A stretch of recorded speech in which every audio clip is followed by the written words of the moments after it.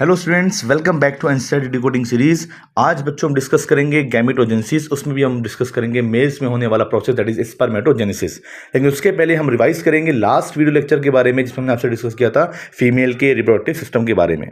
बच्चों, जैसा कि आप जानते हैं कि फीमेल में जो प्राइमरी सेक्स ऑर्गन होते हैं वो ओवरी होती है, जिससे हमारे ओवरी के हार्मोन निकलते हैं, एस्ट्रोजन और प्रोजेस्टेरोन। आप जानते हैं कि ओवरी में पिट्यूटरी के हार्मोन भी काम करते हैं, जिसे हम बोलते हैं एफएसएच और एलएच, जिन्हें हम कलेक्टिवली कहते हैं गोनेडोट्रोफिन्स। तो बच्चों, गोनेडोट्रोफिन्स यानी एफएसएच और एलएच काम करते हैं किस पे? ओवरी पे, जिससे निकलते हैं ओवरी के हार्मोन यानी कि एस्ट्रोजन और प्रोजेस्टेरोन। आपको मालूम होना चाहिए कि प्रोजेस्टेरोन निकलता है हमारा किससे? कॉर्पस लुटियम से, और एस्ट्रोजन निकलता है डेवलपिंग फॉलिकल से। बच्चों, प्राइमरी सेक्स ऑर्गन का हमने डिस्कस किया था। इसके सेकेंडरी सेक्स ऑर्गन के बारे में, जिसमें हमारे एक्सेसरी ग्लैंड्स, एक्सेसरी डक्ट्स आती हैं।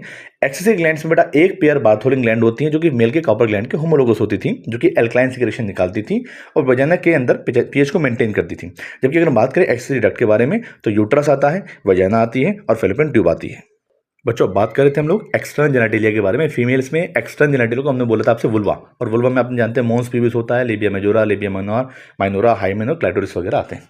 बच्चों, इतना करने के बाद में अब हम आगे चलते हैं। आज हम डिस्कस करेंगे स्पर्मेटोजेनेसिस इन मेल। आइए सबसे पहले आपको फर्स्ट स्लाइड दिखाता हूं और आज आपको सिखाऊंगा कि एनसीईआरटी के पैराग्राफ के किस लाइन से कैसे क्वेश्चन फ्रेम होंगे। बच्चों, अगर आप उसको ध्यान से देखें बच्चों, तो इस स्लाइड में, पहली स्लाइड में साफ साफ दिखाया हुआ है कि टेस्टिकल्स के अंदर एक हाईली ट्यूब्यूल कॉइल, जिसे बोलते हैं सेमनीफेरस ट्यूब्यूल्स, वो प्रेजेंट होती हैं। सेमनीफेरस ट्यूब्यूल के अंदर ही होता है स्पर्मेटोजेनेसिस का प्रोसेस। बच्चों, स्पर्मेटोजेनेसिस के लिए सेमनीफेरस ट्यूब्यूल को अंदर से लाइन करने वाली स्पेशल सेल्स को बोलते हैं हम लोग क्या? मेल जर्म सेल्स बोलते हैं, या ऐसा कह सकते हैं कि वो हमारी स्पर्मेटोगोनियम है। आइए एक बार एनसीईआरटी से भी रीडिंग कर लेते हैं। हेडिंग का नाम है गैमेटोजेनेसिस।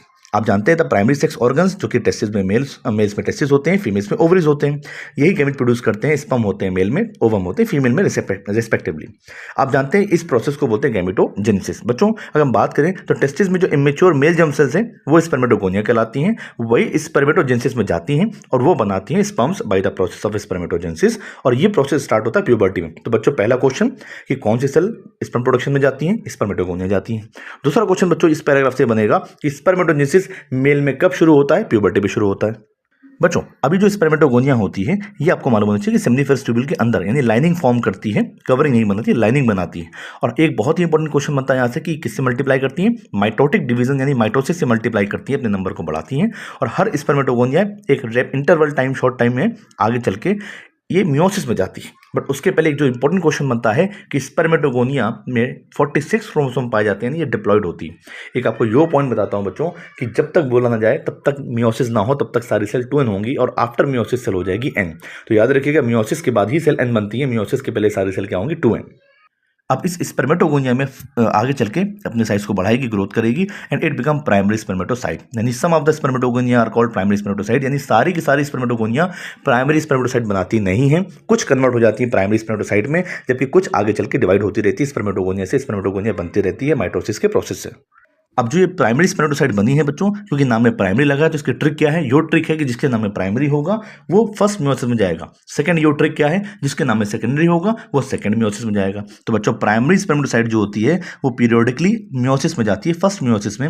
और एक प्राइमरी स्पर्मेटोसाइट से मियोसिस फर्स्ट के बाद में, रिडक्शन डिवीजन के बाद में, 2 इक्वल साइज की हैप्लॉइड सेकेंडरी स्पर्मेटोसाइट बनती हैं। अब आप बच्चों जान चुके हैं कि जो सेकेंडरी स्पर्मेटोसाइट है, इसके नाम में सेकेंडरी लगा है, तो ये मियोसिस सेकंड में जाएगी। तो यही सेकेंडरी स्पर्मेटोसाइट आगे चल के बच्चों इक्वली 4 हैप्लॉइड स्पर्मेटिड्स बनाती हैं बच्चों। यानी सेकेंडरी स्पर्मेटोसाइट में होता है मियोसिस सेकंड, और आगे चल के ये 23 क्रोमोसोम वाली हैप्लॉइड्स स्पर्मेटिड्स को फॉर्म करती हैं। जबकि एक याद रखिएगा बच्चों, बहुत अच्छा क्वेश्चन है, एक प्राइमरी स्पर्मेटोसाइट से फाइनली 4 स्पर्मेटिड बनते हैं, जबकि एक सेकेंडरी स्पर्मेटोसाइट से 2 स्पर्मेटिड बनते हैं। याद रखिएगा, इंपॉर्टेंट क्वेश्चन है।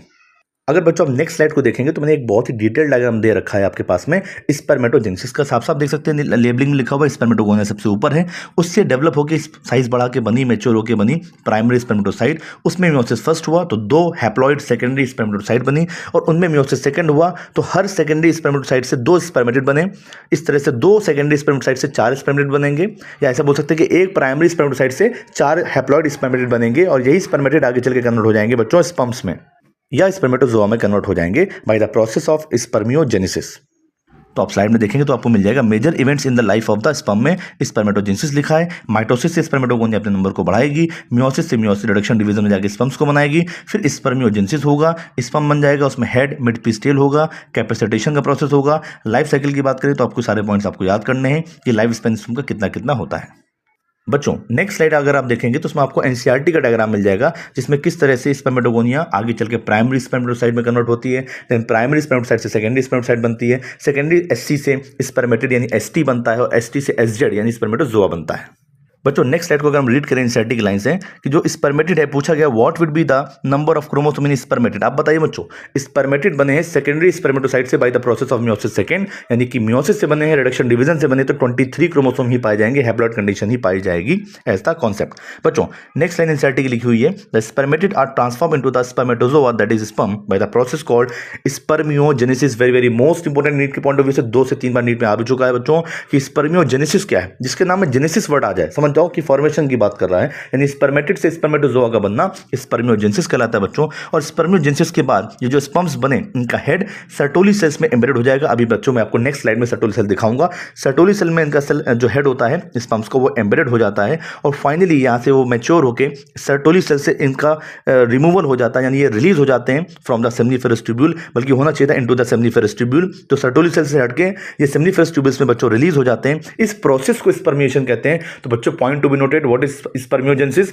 स्पर्मेटिड से स्पर्मेटोजोआ का बनना स्पर्मियोजेनेसिस है, जबकि सर्टोली सेल से हटकर स्पर्म्स का सेमिनिफेरस ट्यूब्यूल में रिलीज हो जाना स्पर्मिएशन कहलाता है। ये बहुत ही क्वेश्चन इंपॉर्टेंट है बच्चों, नीट के पॉइंट ऑफ व्यू को आप याद कर लीजिएगा। नेक्स्ट पैराग्राफ की तरफ चलते बच्चों, आइए सीखते हैं कि एनसीईआरटी के नेक्स्ट पैराग्राफ से नीट में क्या क्या क्वेश्चन बनने की पॉसिबिलिटी। बच्चों हर एक लाइन से क्वेश्चन बनाएंगे, ध्यान से पढ़िए। लिखा हुआ है spermatogenesis start at the age of puberty due to the significant increase in the secretion of gonadotrophin releasing hormone. बच्चों याद कर लीजिएगा, जो गोनेडोट्रोफिन रिलीजिंग हार्मोन है आरएच या आईएच इनिबिटरी हार्मोन या रिलीजिंग हार्मोन हमेशा हाइपोथैलेमस में बनते हैं और वहीं से निकलते हैं। तो जो जीएनआरएच है वो तो निकलता है हाइपोथैलेमस से, बट वो काम करता है एंटीरियर पिट्यूटरी से, जिसकी वजह से निकलते हैं गोनेडोट्रोफिन्स यानी एफएसएच और एलएच। यानी कि प्यूबर्टी आने पर बच्चों मेल्स में जीएनआरएच बढ़ेगा तो गोनेडोट्रोफिन्स भी बढ़ेंगे, यानी एफएसएच और एलएच बढ़ेंगे, जो कि टेस्टिस पे काम करेंगे और स्पर्मेटोजेनेसिस को प्रमोट करेंगे। यानी कि कह सकते हैं बच्चों कि मेल्स में स्पर्मेटोजेनेसिस प्यूबर्टी के एज में स्टार्ट होता है due to the significant rise और level increase in the level of GnRH. तो जैसा कि साफ साफ लिखा है बच्चों एनसीईआरटी में कि if you recall is a hypothalamic hormone, तो जीएनआरएच हाइपोथैलेमिक हार्मोन है। The increase level of GnRH then act at the anterior pituitary gland and stimulate secretion of two gonadotropins that is LH and FSH। FSH का full form आप जानते होंगे, follicle stimulating hormone होता है बच्चों, और LH का फुल फॉर्म होता है लुटेनाइजिंग हार्मोन। बच्चों बहुत ही इंपॉर्टेंट लाइन है जो आपको याद करनी ही है, ये नीट में आने की पूरी प्रोबेबिलिटी है कि लिखा हुआ है LH act at Leydig cells. L से LH, L से लेडिक सेल, बच्चों ऐसे याद कर लीजिएगा, L से LH, L से Leydig cell, LH Leydig cell पे काम करता है और ये स्टिमुलेट करता है सिंथेसाइज करने के लिए and secretion of androgens from the Leydig cell. जबकि एंड्रोजेंस आप जानते हैं ये आगे चल के फर्दर स्टिमुलेट करते हैं प्रोसेस ऑफ स्पर्मेटोजेनेसिस को। बहुत ही इंपॉर्टेंट लाइन है बच्चों, ये पैराग्राफ तो असर्शन रीजन में भी आ सकता है, याद रखिएगा। जबकि लिखा हुआ है नेक्स्ट लाइन पे कि FSH act on Sertoli cell. बच्चों एफएसएच में एस आ रहा है तो एस से सर्टोली सेल याद कर लीजिए। तो FSH act on Sertoli cell and stimulate, next paragraph में आप देखेंगे तो पता चलेगा stimulate the process of spermiogenesis, यानी कि आप देखेंगे तो यहाँ पे आपको सर्टोली सेल में जो एम्बेडेड हुए हैं स्पर्मेटिड्स उसको काम करने में हेल्प करेगा, मैच्योरेशन में हेल्प करेगा। बच्चों मैं कोशिश कर रहा हूँ कि आपको सारे पॉइंट बताऊं, तो ध्यान से सुनिए, और अगर आपको स्पीड ज़्यादा लगे तो स्लो करके यूट्यूब से सुन सकते हैं। बच्चों अब आप नेक्स्ट स्लाइड को देखिए। नेक्स्ट स्लाइड में आपको सर्टोली सेल का बहुत ही प्यारा सा डायग्राम दिखाई दिया होगा। सर्टोली सेल्स आपको दिख रही हैं, उसके आसपास दूसरी सेल्स भी हैं, और आप देखेंगे सबसे ऊपर तो सर्टोली सेल में स्पर्म्स या स्पर्मेटोजोआ एम्बेडेड हैं। समझ में आ गया आपको बेटा? तो यहाँ पे इलोंगेटेड स्पर्मेटिड दिए हुए हैं, राउंड स्पर्मेटिड भी हैं। तो कई तरह के स्पर्मेटिड होते हैं, राउंड भी होते हैं, इलोंगेटेड भी होते हैं बच्चों, ये ध्यान रखिएगा। और इसी डायग्राम में आपको ब्लड टेस्टिस बैरियर भी दिखाया गया है बच्चों। साथ साथ आपको देखेंगे तो सेमिनिफेरस ट्यूब्यूल के बाहर यानी डायग्राम के नीचे तरफ लेडिक सेल्स भी ग्रीन कलर की दिखाई गई हैं, वहीं पे मैक्रोफेजेस भी हैं। तो बच्चों अगर ध्यान रखिएगा, एनसीईआरटी की एक लाइन दी हुई है मेल रिप्रोडक्टिव सिस्टम में, स्टार्टिंग में फर्स्ट पेज में एनसीईआरटी में, कि some immunologically competent cells are also present. तो बच्चों वो यही मैक्रोफेजेस के बारे में ही बात कर रहे होते हैं। बच्चों नेक्स्ट स्लाइड को अगर आप देखेंगे तो स्पर्मियोजेनेसिस दिया हुआ है। इस स्लाइड से आपको बहुत ही क्लियर कट डिफरेंस समझ में आ जाएगा कि स्पर्मियोजेनेसिस होता क्या है। बच्चों अगर आप देखें तो लिखा हुआ है spermiogenesis is a stage of spermatogenesis and the spermatid develop into a mature spermatozoa, यानी कि स्पर्मेटिड्स का मैच्योर स्पर्मेटोजोआ में कन्वर्ट होना ही स्पर्मियोजेनेसिस कहलाता है। आप इस डायग्राम से देख सकते हैं कि स्पर्मेटिड कैसे स्पर्मेटोजोआ में कन्वर्ट हो रहा है। बच्चों अगर हम नेक्स्ट स्लाइड को देखेंगे तो बहुत ही अच्छी स्लाइड मैंने ऐड की आप लोगों के लिए। लिखा हुआ difference between spermatogenesis and spermiogenesis. बच्चों स्पर्मेटोजेनेसिस की बात करें, it is a complete process of formation of spermatozoa from the spermatogonium, यानी स्पर्मेटोगोनियम से स्पर्मेटोजोआ बनने के कंप्लीट प्रोसेस को स्पर्मेटोजेनेसिस कहते हैं, यानी इसी प्रोसेस में स्पर्मियोजेनेसिस भी आता है। It include the first and the second meiotic division and spermiogenesis very very most important definition है बच्चों। स्पर्मियोजेनेसिस में आपको बता ही चुका हूं, it is a process of transformation of rounded spermatid, याद रखिएगा राउंडेड स्पर्मेटिड जो सेकेंडरी स्पर्मेटोसाइट से बने थे थ्रू मियोसिस सेकेंड, उनका स्पर्मेटोजोआ यानी मोटाइल फॉर्म में कन्वर्ट होना। बच्चों याद रखिएगा स्पर्मेटिड राउंड होते हैं, नॉन मोटाइल होते हैं, जबकि स्पर्मेटोजोआ जो होते हैं वो मोटाइल होते हैं। बच्चों अब हम नेक्स्ट स्लाइड में डिस्कस करते हैं स्पर्म के डायग्राम के बारे में। बच्चों स्पर्म की बात करें, इसके स्ट्रक्चर की बात करें तो आप देखिए साफ साफ लिखा है एनसीईआरटी में कि बच्चों जो स्पर्म होता है उसमें एक हेड होता है, नेक होता है, मिडिल पीस होती है और टेल होती है। बच्चों जो प्लाज्मा मेम्ब्रेन होती है पूरी बॉडी को कवर करती है स्पर्म्स की, जो स्पर्म का हेड होता है वही उसका जेनेटिक पार्ट होता है, बिकॉज उसमें होता है इलॉन्गेटेड हैप्लॉइड न्यूक्लियस। अंडरलाइन करेंगे इस बात को बच्चों, बहुत इंपॉर्टेंट क्वेश्चन बनेगा। इलॉन्गेटेड हैप्लॉइड न्यूक्लियस प्रेजेंट होता है बच्चों स्पर्म्स के हेड में। एंटीरियर पोर्शन जो होता है it is covered by a cap like structure. Underline करेंगे कैप लाइक स्ट्रक्चर को, यहां से क्वेश्चन बनता है बच्चों। कैप लाइक स्ट्रक्चर को बोलते हैं एक्रोसोम। बच्चों जो एक्रोसोम होता है ये गोल्गी बॉडी के मॉडिफिकेशन से ही बनता है, कैप लाइक होता है और स्पर्म के हेड के टिप पर होता है। बच्चों जो एक्रोसोम है एनसीईआरटी में साफ साफ लिखा है बच्चों, the acrosome is filled with enzymes that help in the fertilisation of the sperm. बहुत इंपॉर्टेंट लाइन है, स्पर्म फर्टिलाइजेशन करते समय जब ओवम को पेनिट्रेट करता है तो एक्रोसोम के एंजाइम ही उसको पेनिट्रेशन में हेल्प करते हैं। The middle piece possesses numerous mitochondria. बच्चों यही जो एंजाइम्स भरे होते हैं इन्हें लैक्टिक एंजाइम्स कहते हैं और यही हेल्प करते हैं फर्टिलाइजेशन ऑफ ओवम में। ध्यान रखिएगा एक बहुत ही इंपॉर्टेंट यो पॉइंट बताने जा रहा हूं बच्चों कि जब स्पर्मियोजेनेसिस होता है, स्पर्मेटिड से स्पर्मेटोजोआ बनने वाला होता है, तो उसी टाइम पे ही गोल्गी बॉडी के मॉडिफिकेशन से एक्रोसोम का फॉर्मेशन होता है ड्यूरिंग स्पर्मियोजेनेसिस। बच्चों जो स्पर्म का मिडिल पीस होता है अगर हम इसकी बात करें तो मिडिल पीस जो होता है वो पावर हाउस कहलाता है, बिकॉज इसमें बहुत सारी माइटोकॉन्ड्रिया होती है, माइटोकॉन्ड्रिया की स्पाइरल शीट भी प्रेजेंट होती है, उसको नेबन कर्ण कहते हैं। ये प्रोड्यूस करती है स्पर्म के टेल को मूव करने के लिए एनर्जी प्रोड्यूस करती है बच्चों। ये स्पर्म की मोटिलिटी के लिए जिम्मेदार होती है जो कि फर्टिलाइजेशन के लिए बहुत जरूरी है। कोई भी स्पर्म अगर है अगर फर्टिलाइजेशन कराना चाहता है तो उसका मोटाइल होना या विग्रस मोटाइल होना बहुत ज़्यादा जरूरी है। बच्चों अगर आप ध्यान दें तो नेक में सेंट्रियोल्स होते हैं, एक प्रॉक्सिमल होता है, एक डिस्टल सेंट्रियोल होता है। बच्चों जो प्रॉक्सिमल सेंट्रियोल होता है वो क्लीवेज में हेल्प करेगा जब स्पर्म अंदर एंटर कर जाएगा ओवम के या साइड के। लेकिन बच्चों जो डिस्टल सेंट्रियोल होता है वो टेल या एक्सियल फिलामेंट के फॉर्मेशन में हेल्प करता है। बच्चों कुछ स्पेशल पॉइंट की बात करते हैं, इसी एनसीईआरटी के पैराग्राफ में लिखा हुआ है the human male ejaculate about 200 to 300 million sperms during a coitus, यानी एक सिंगल इजैकुलेशन में एक बार के इजैकुलेशन में 3 to 4 ml सीमेन बाहर आता है, जिसमें कि 200 to 300 मिलियन स्पर्म्स हो सकते हैं। याद करिएगा बच्चों नॉर्मल फर्टिलिटी के लिए इस डेटा में 60% स्पर्म्स का नॉर्मल साइज शेप होना बहुत जरूरी है, जबकि उनमें भी उस 60% में भी जो 40% है उसका विगरस मोटिलिटी होना बहुत ज्यादा जरूरी है। बच्चों इंपॉर्टेंट डेटा है, याद जरूर करिएगा, बहुत इंपॉर्टेंट लाइन है बच्चों। अब बच्चों नेक्स्ट स्लाइड को देखेंगे तो आपको स्पर्म का डायग्राम मिलेगा, उसमें एक्रोसोम दिख रहा है आपको, हेड है, नेक है, बॉडी या मिड पीस है, एंड पीस में टेल आपको दिख जाएगा। सारी चीजें उसमें डिटेल में दी हुई है बच्चों। टेल में ही आपको एक्सियल फिलामेंट भी मिल जाएगा जो कि स्पर्म का लॉन्गेस्ट पार्ट माना जाता है। बच्चों नेक्स्ट स्लाइड है उसमें एनसीईआरटी का डायग्राम है, उसमें साफ साफ देखिए हेड के ऊपर आपको प्लाज्मा मेम्ब्रेन मिल जाएगी। प्लाज्मा मेम्ब्रेन पूरे स्पर्म को कवर करती है बच्चों। आगे टिप पर आपको एक्रोसोम मिल जाएगा, न्यूक्लियस में आपको क्रोमोसोमल मटेरियल मिल जाएगा जो कि हैप्लॉइड कंटेंट होता है, नेक मिल जाएगा जहां पे सेंट्रियोल्स होते हैं, मिडिल पीस में माइटोकॉन्ड्रिया की स्पाइरल शीट आपको मिल जाएगी जो कि एनर्जी सोर्स होता है फॉर स्विमिंग, और टेल भी आपको देखने को मिल जाएगी। बच्चों स्पर्म्स के डिटेल स्टडी के लिए मैंने एक नेक्स्ट स्लाइड ऐड की हुई है, उसमें लिखा हुआ है structure of a human sperm cell. उसमें head, acrosome, nucleus, neck, middle piece, mitochondria और टेल सभी के बारे में डिटेल में स्टडी दी हुई है, आप इजीली इसको पॉज करके पढ़ सकते हैं। बच्चों बात करते हैं एनसीईआरटी के नेक्स्ट पैराग्राफ की, लिखा हुआ है sperm release from the seminiferous tubules are transported by the accessory ducts, secretions of epididymis, vas deferens, seminal vesicles and prostate are essential for the maturation and maturity of the sperm. बच्चों यहां से एक assertion reason frame होगा कि क्या secretion of epididymis, vas deferens, seminal vesicles और prostate ये essential होते हैं स्पर्म्स की मोटिलिटी और मैच्योरेशन के लिए? यस एसेंशियल होते हैं। नेक्स्ट पॉइंट बच्चों जो नेक्स्ट क्वेश्चन बनेगा, the seminal plasma along with the sperms constitute semen. बहुत ही प्यारा क्वेश्चन है बच्चों कि जो सेमिनल प्लाज्मा होता है जो ग्लैंड से निकलता है, एक्सेसरी ग्लैंड से निकलता है, प्रोस्टेट, सेमिनल वेसिकल, बल्बोयूथ्रल से, वो प्लस स्पर्म मिलके बनाते हैं सीमेन। बच्चों एक बहुत ही इंपॉर्टेंट क्वेश्चन यहां से बनता है, the function of the male accessory glands और डक्ट्स, ये मेंटेन करता है द टेस्टिकुलर हार्मोन या एंड्रोजन। बच्चों टेस्टोस्टेरोन नाम का जो एंड्रोजन या आपका जो टेस्टिकुलर हार्मोन होता है बच्चों जो लेडिक सेल्स प्रोड्यूस करती हैं इन इन्फ्लुएंस ऑफ एलएच, वो एंड्रोजन हेल्प करता है to maintain the functions of male accessory ducts and gland. Very very most important point है बच्चों। बच्चों अगर आप नेक्स्ट स्लाइड को देखेंगे तो आपको सीमेन के कंपोनेंट्स मिल जाएंगे, आप इस स्लाइड से सीमेन के कंपोनेंट्स को याद कर सकते हैं, मैं आपको पहले भी बता चुका हूं बच्चों, आप इसको देख सकते हैं। बच्चों अब नेक्स्ट स्लाइड देखेंगे तो आपको रूट्स ऑफ स्पर्म मिल जाएगा फ्रॉम द टेस्टिस टू एक्सीरिया, यानी रूट देखेंगे तो डायग्राम में साफ साफ दिख रहा है कि सबसे पहले स्पर्म जो सेमिनिफेरस ट्यूब्यूल में बने थे वो रेटिटेस्टिस में जाएंगे, फिर उसके बाद वो इफ्रेन डक्ट्यूल यानी वासा एफरेंशिया में जाएंगे, वासा एफरेंशिया से बच्चों हो जाएंगे एपिडिडाइमिस में, एपिडिडाइमिस से जाएंगे वास डिफरेंस में, फिर इजैकुलेटरी डक्ट में एंड देन यूरेथ्रा में। और बच्चों ये तो आप जानते ही होंगे मेल्स में यूरेथ्रा जो होती है वो it is a common for both urine and sperms के पैसेज कॉमन होती है, that is why it is also called urogenital duct. बच्चों अगर आप नेक्स्ट स्लाइड को भी देखेंगे तो वहाँ पे भी आपको पाथ ऑफ स्पर्म मिल जाएगा, किस तरह से वहाँ पे मैच्योरेशन कहाँ पर हो रहा है। फर्स्ट पार्ट मैच्योरेशन कहाँ पे हो रहा है बच्चों, एपिडाइमिस में हो रहा है।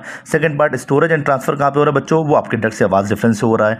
थर्ड पार्ट है डिलीवरी के लिए आप बच्चों देखेंगे तो इजैकुलेटरी डक्ट और साथ में वहाँ पे यूरेथ्रा वगैरह का रोल दिया हुआ है। तो साफ साफ लिखा है यहाँ पे कि एक इजैकुलेशन में 300 मिलियन स्पर्म्स तक इजैकुलेट हो सकते हैं बच्चों एज अ पार्ट ऑफ सीमेन। ठीक है बच्चों, ये सारे पार्ट्स आप देख सकते हैं। आइए एक लास्ट स्लाइड देखते हैं यहाँ पे बच्चों, आपको देखने को मिल जाएगा यहाँ पे किस तरह से सीमेन को, एक्स्ट्रा पॉइंट है बच्चों ये देखेंगे यहाँ पे किस तरह से हम सीमेन को स्टोर कर सकते हैं। यस, हम लोग सबसे पहले ऑब्टेन करते हैं सीमेन सैंपल को, फिर डिलीवरी करते हैं उसको लेबोरेटरी में, उसमें कुछ आपके क्रायो प्रोटेक्टेंट्स वगैरह मिला देते हैं, एडिशन ऑफ द क्रायो प्रोटेक्टेंट्स मिलाते हैं जो वो उसको प्रोटेक्शन का काम करते हैं। उसके बाद इंट्रोडक्शन कराते हैं सीमेन का स्ट्रॉज में, पतली पतली थिन स्ट्रॉज में प्रोटेक्शन, उसको डालने के बाद में बच्चों हम ये मेन क्वेश्चन जो मैं बोलने जा रहा हूँ यही सबसे ज़्यादा इंपॉर्टेंट पूछा जाता है कि कैसे में स्टोर करते हैं। तो स्टोर करते हैं लिक्विड नाइट्रोजन में -196 डिग्री सेल्सियस पे। ये बहुत इंपॉर्टेंट लाइन है, यही पूछा जाएगा आपसे, आपको इंपॉर्टेंट नोट कर लीजिएगा।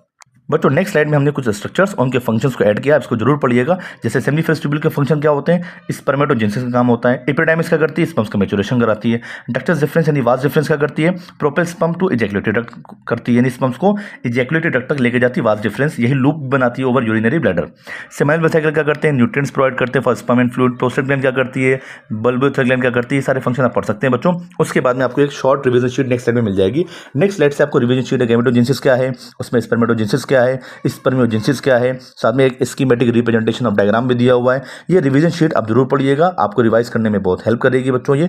थैंक यू सो मच जुड़े रहने के लिए। लेकिन अभी एक बहुत ही इंपॉर्टेंट कॉन्सेप्ट बाकी है, आज हम लोग बहुत ही स्पीड में इस पूरे टॉपिक को रिवाइज करने वाले हैं क्वेश्चंस के फॉर्म में। तो तैयार रहिएगा आप लोग, मैं स्टार्ट करता हूँ। बच्चों जो मोस्ट पॉसिबल क्वेश्चन नीट 26 में आने वाले मैं आपको बोलने जा रहा हूँ, ध्यान सुनिएगा बच्चों। पहला क्वेश्चन बनता है बच्चों कि स्पर्मेटोजेनेसिस मेल्स में होती है फीमेल में, मेल्स में शुरू कब होती है बच्चों, प्यूबर्टी में। प्यूबर्टी की एज बोलो 12 से लेकर 13 साल तक की एज में कभी भी मेल्स में आ सकती है बच्चों। किस हार्मोन की वजह से होती है, हाइपोथैलेमस की GnRH की वजह से होती है। अगला क्वेश्चन बच्चों, GnRH कहाँ काम करता है, एंटीरियर पिट्यूटरी पे काम करता है। अगला क्वेश्चन, एंटीरियर पिट्यूटरी से निकलते हैं गोनेटोट्रोफिन निकलते हैं बच्चा, उसका नाम बताइए। FSH और LH होते हैं। नेक्स्ट क्वेश्चन बच्चों पूछा जाएगा आपसे कि जो स्पर्मेटोजेनेसिस होता है वो किस सेल में होता है, स्पर्मेटोगोनिया में होती है बच्चों। स्पर्मेटोगोनिया कहाँ पाई जाती है, सेमिनिफरस ट्यूब्यूल के अंदर से लाइनिंग बनाती है बच्चों। नेक्स्ट क्वेश्चन, सर्टोरी सेल कहाँ पाई जाती है, वो भी सेमिनिफरस ट्यूब्यूल के अंदर पाई जाती है। अगला क्वेश्चन बच्चों, लेडिक सेल कहाँ पाई जाती है, सेमिनिफरस ट्यूब्यूल के बाहर पाई जाती है बच्चों। ये ध्यान रखिएगा, सर्टोरी सेल सेमिनिफरस ट्यूब्यूल के अंदर है, लेडिक सेल सेमिनिफरस ट्यूब्यूल के बाहर होती हैं, इंटरस्टिशियल स्पेस में होती हैं, इस वजह से उन्हें हम इंटरस्टिशियल सेल भी कहते हैं। अगला क्वेश्चन बच्चों, सर्टोरी सेल का काम क्या होता है, फंक्शन। ये फंक्शन होता है इसका कि न्यूट्रिशन देती है। तो डेवलपिंग स्पर्म्स को नरिशमेंट कौन देगा, सर्टोरी सेल।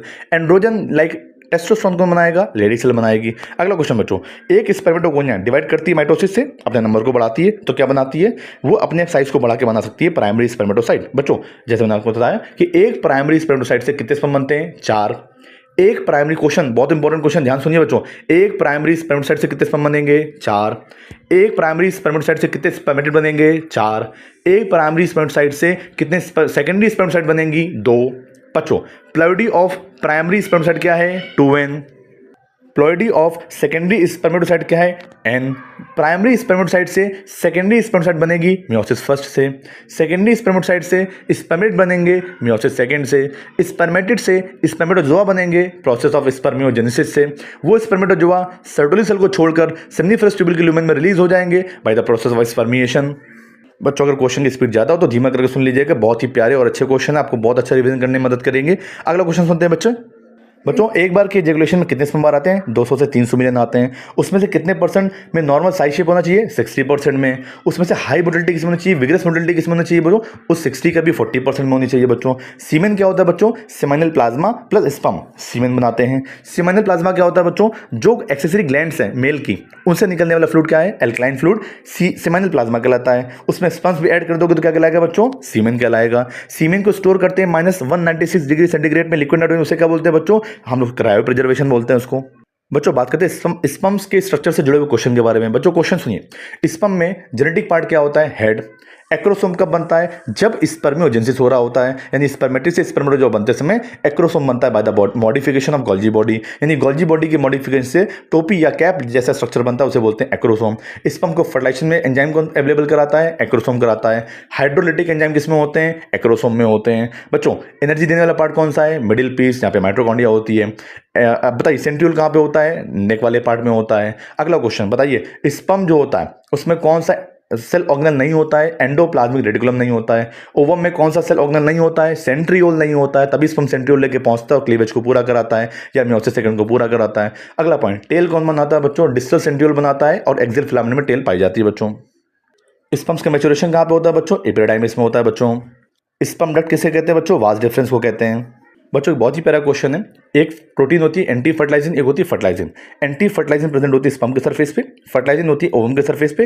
एंटी फर्टिलाइजिन जब मैच करती हैं तभी फर्टिलाइजेशन हो पाता है। इसीलिए हर स्पीसीज के लिए स्पेसिफिक प्रोटीन होती हैं, तभी किसी भी अन्य जानवर का स्पर्म ह्यूमन एग को फर्टिलाइज नहीं कर सकता, बिकॉज उनकी फर्टिलाइजिन और एंटी फर्टिलाइजिन मैच नहीं करेगी। ये याद कर लीजिएगा। आई होप ये रिवीजन आपका काम आया होगा। अगर स्पीड ज़्यादा लगी हो बच्चों तो स्पीड धीमे करके सुन लीजिएगा, रिवीजन नोट्स को जरूर पढ़िएगा। किसी भी तरह की प्रॉब्लम के लिए हमसे जरूर जुड़े रहिए और चैनल को सब्सक्राइब करते रहिए, वीडियोस को लाइक करते रहिए और जो भी आपको इसका बेस्ट पार्ट लगा हो आप उसको कमेंट करके हमें बता सकते हैं, इससे हमें मोटिवेशन मिलता है। थैंक यू बच्चों, जुड़े रहिए, मिलेंगे बहुत जल्दी नेक्स्ट वीडियो लेक्चर के साथ में। Thank you so much.